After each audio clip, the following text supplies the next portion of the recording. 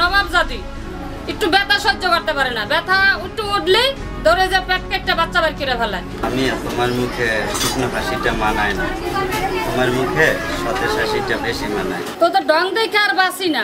আমিও তো 2 সন্তানের মা হয়েছি, আমার তো 2 দিন পর পর হাসপাতালে যাওয়া লাগে না। লামিয়া তোমাকে মায়ের আসনে বসাতে পারলেও তুমি লামিয়াকে মেয়ের আসনে বসাতে পারলে না কেন মা?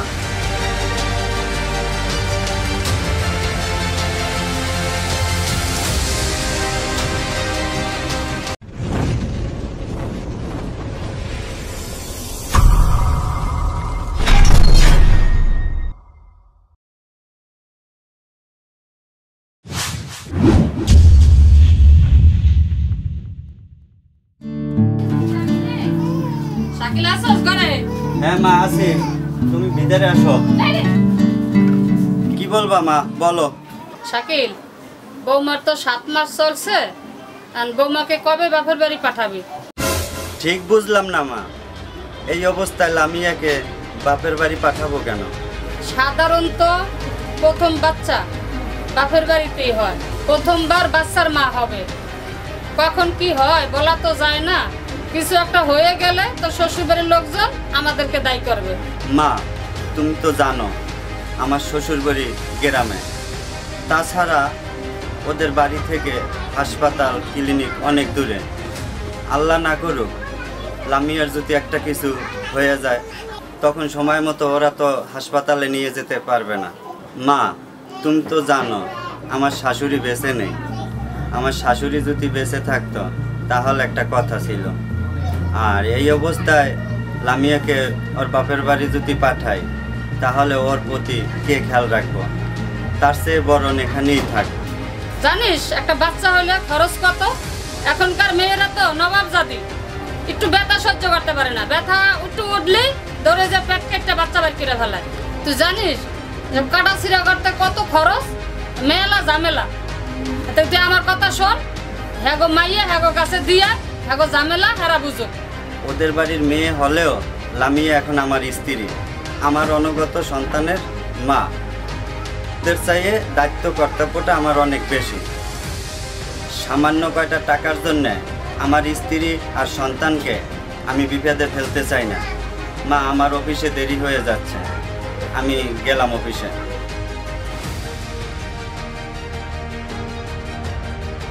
লামিয়া তুমি কিছু মনে করো না, আমি তো আছি।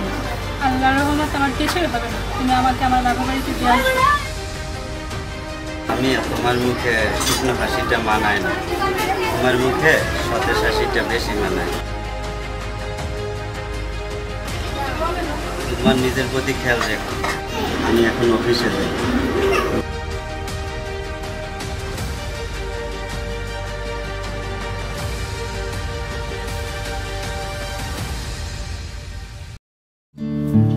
লামিয়া তুমি কি করতে আছো? তোমাকে না ডাক্তার কাজ কাম কম করতে বলছে? কি আমার বাড়ি কাজ করতেছে, ও তো ঘরেরই কাজ। রাখো তোমার কাজ কাম, তুমি তাড়াতাড়ি রেডি হয়ে নাও, ডাক্তারের কাছে যেতে হবে। আমি তো ঠিকই আছি, ডাক্তারের কাছে যাওয়া লাগবে না। ডাক্তার বলছে 15 দিন পর পর চেক আপ করাতে, আজকে 17 দিন হয়ে গেছে। তুমি তাড়াতাড়ি যাও, ডাক্তারের কাছে যেতে হবে। বাহ, জনবের কি সন্তানের প্রতি দরদ। শুধু সন্তানের জন্য দরদ না, সন্তানের মায়ের জন্য দরদ, ভালোবাসা, কোনো কমতি নেই। তুমি যাও, তাড়াতাড়ি রেডি হয়ে নাও, ডাক্তারের কাছে যেতে হবে। আচ্ছা যাচ্ছি।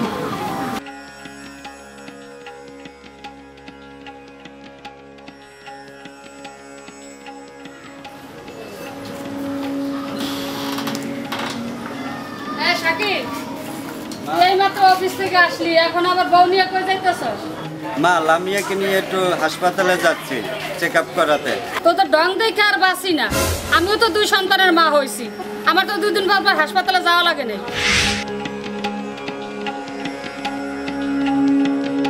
মা তুমি কি যে বলো না, তোমরা তো সবসময় টাটকা খাবার খাইছো, আর এখন তো সব কিছু ফরমালিন যুক্ত, তাই লামিয়ার শরীরটা দুর্বল অনেক। এখন আমি আসি, বাসায় এসে কথা বলবো তোমার সাথে।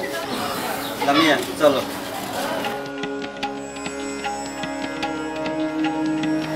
লামিয়া, তুমি মায়ের কথা কিছু মনে করো না, আমি তো আছি তোমার পাশে। মা তো সেকালের মানুষ, তাই সব কিছু উল্টো পাল্টা বলে। তুমি একদম কোনো চিন্তা করবে না, আমি তো আছি।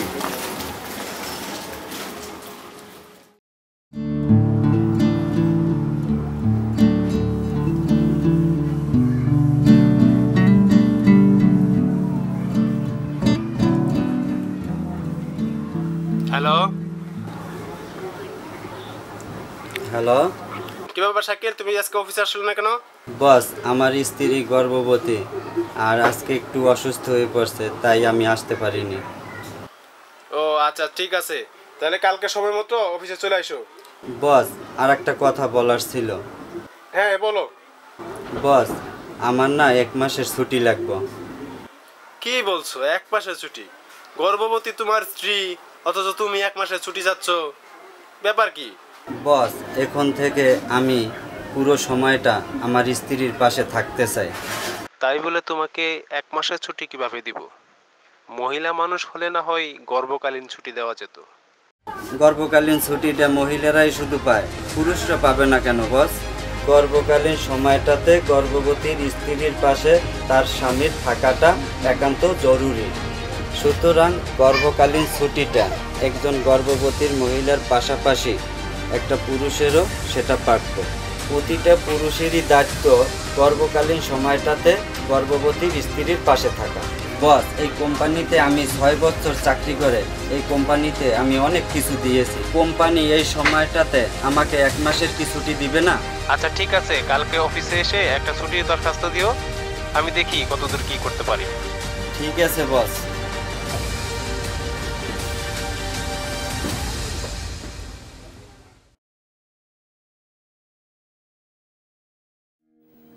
ছবিটা কিন্তু অনেক সুন্দর আছে, নায়িকাটার কাহিনীটা সবচেয়ে বেশি ভালো লাগে। আমারও মুকুট নাটকটা খুব ভালো লাগে, নাটকটা খুব সুন্দর। মুকুট গহরি খুব ভালো লাগে, আমার খুব পছন্দ। ভাবি, ভাবি,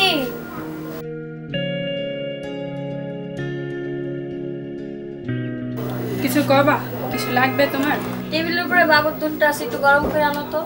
আচ্ছা, দিতে আসি। আর শোনো, আমার মাথাটা খুব ব্যথা করতেছে, কড়া করে একটা কফি বানিয়ে দিও। আচ্ছা, দিতে আসি।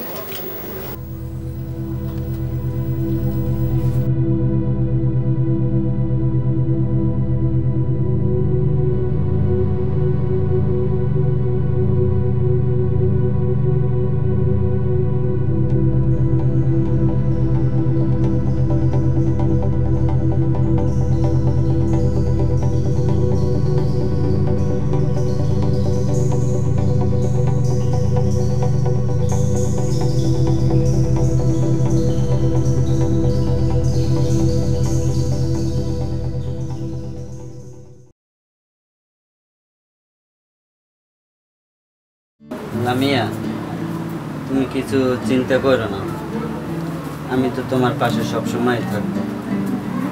আর আমি অফিস থেকে 1 মাসের ছুটি নিয়েছি। 1 মাসের ছুটি কিন্তু সংসার কিভাবে চলবে? সে তোমার চিন্তা করা লাগবে না। ভাবি, ভাবি, কি রে ভাবি ভাবি করছ কেন? কি হয়েছে? কিছু বলবা তুমি? আপনার হাতের পাটিসাপটা পিঠা তো খুব মজা, আর বাবুর আব্বাও খুব পছন্দ করে। যাওয়ার সময় কয়েকটা পাটিসাপটা পিঠা বানাই দেন, বাবুর বাপের লাগে লয়ে যাবো। তোর জামাইকে তুই পিঠা বানিয়ে খাওয়াস, আমার বউকে তুই বলছিস কেন? কি ভাই, তুই কি ভাবির চামচামি করছিস নাকি? আমি কোনো চামচামি করছি না, শুধু তোর মতো একটা শিক্ষিত মেয়ের ভুলগুলো দেখিয়ে দিতে চাই। তুই নিজেও এক বাচ্চার মা, তুই তো বুঝিস এই সময় একটা মেয়ের কত রকমের সমস্যা হতে পারে। তুই কি করে বললি তোর বাচ্চার দুধ গরম দিতে, আবার তোর জন্য কফি বানিয়ে দিতে? আর আজকে দেখছি আমার বউকে তুই বলছিস তোর জামাইয়ের জন্য পিঠে বানাতে। মেয়েটা প্রথমবার মা হতে যাচ্ছে, মনের ভিতরে কত রকমের ভয় থাকতে পারে। কোথায় ওকে সাহায্য করবি, ওকে সাহস দিবি, ওর জন্য ভয় না পায়। তা না করে উল্টো দেখছি তোর জামাইয়ের জন্য পিঠা বানাতে বলছিস। কিরে শাকিল, এত চিল্লা ফাল্লা কিসের? মা দেখুন, আমি বললাম কয়েকটা পিঠা বানিয়ে দিতে, তাই ভাইয়া আমার সাথে কেমন ব্যবহার করতেছে। সামান্য কটা পিঠা বানায় দিতে বলছে দেখি এত চিল্লা ফাল্লা। আর তোরা যখন আমার পেটে ছিলি তখন তো সংসারের সব কাজ আমি একাই করছি, কই কেউলোর সাথে তো কিছু হয়নি। মা, সোনালি যখন প্রেগনেন্ট ছিল তখন 5 মাস যেতে না যেতে সোনালিকে ওর শ্বশুর বাড়ি থেকে আমাদের বাড়ি নিয়ে আইস, যাতে ওর শ্বশুর বাড়ি কোনো কাজ করতে না হয়। আমি তো দেখেছি সোনালিকে দিয়ে কাজ করাবে তো দূরের কথা, কোনোদিন রান্না করেও যেতে দাও নাই। তাহলে ছেলের বউয়ের বেলায় কেন এরকমের হয়? থাক, তুমি মায়ের সাথে এমন ব্যবহার করো না। থাক থাক, বাইরে বোনের উপরে খাপাই দিয়ে না, নিজে ভালো স্বাস্থ্য হইব না। মূর্খ মানুষ অবুঝ হলে তাকে বুঝানো খুব সহজ, আর একটা শিক্ষিত মানুষ অবুঝ হলে তাকে বুঝানো খুব কঠিন। আচ্ছা সোনালি, একটা সত্যি করে কথা বলতো, লামিয়ার সাথে যেই আচরণটা তোরা করলি, এই আচরণটা যদি তোর শ্বশুর বাড়ির মানুষে তোর সাথে করত তাহলে তোর কেমন লাগতো? তুই কি পারতি এই যন্ত্রণা সহ্য করতে? মা, তোমরা লামিয়ার সাথে যে ব্যবহারটা করলে, এই ব্যবহারটা যদি তোমার মেয়ের শ্বশুর বাড়ির লোকজন তোমার মেয়ের সাথে করত তাহলে তোমার কেমন লাগতো? নিশ্চয়ই তুমি খুশি হতে না?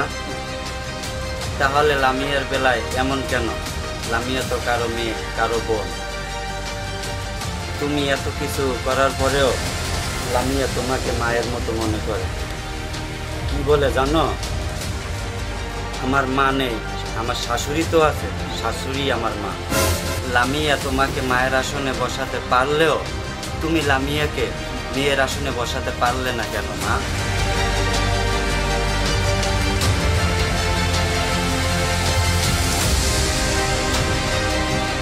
হয় বাবা, আমারই ভুল হয়ে গেছে, আমি বৌমারে বুঝতে পারিনি। বৌমা, তুমি আমারে মাফ করে দিও, তোমার অনেক অত্যাচার করছি, তুমি আমারে মাফ করে দিও বৌমা। থাক মা, এটা মাপ চাইতে হবে না। আপনি যে আপনার ভুলটা বুঝতে পারছেন, এটাই হয়। মায়েদের কোনো অপরাধ হয় না মা। তবে তুমি আমারও মাফ করে দিও, আমার উচিত হয় নাই তোমার এই অবস্থায় কাজে ঢুকুন দেবো। আর তোমার আজ থেকে কোনো কাজ করা লাগবে না, সব কাজ আমি করবো। আজকে থেকে তুমি আমার বৌমা না, আজকে থেকে তুমি আমার মেয়ে, তুমি আমার মেয়ে হইয়া থাকবা। আর শাকিল, তুই সবসময় বৌমার পাশে থাকিস, সবসময় বউটাকে খেয়াল রাখিস, কোনো সময় বউর কাছ থেকে দূরে যাবি না। যদি যাস তাহলে তোর খবর আছে। আচ্ছা ঠিক আছে। চল সোনালি।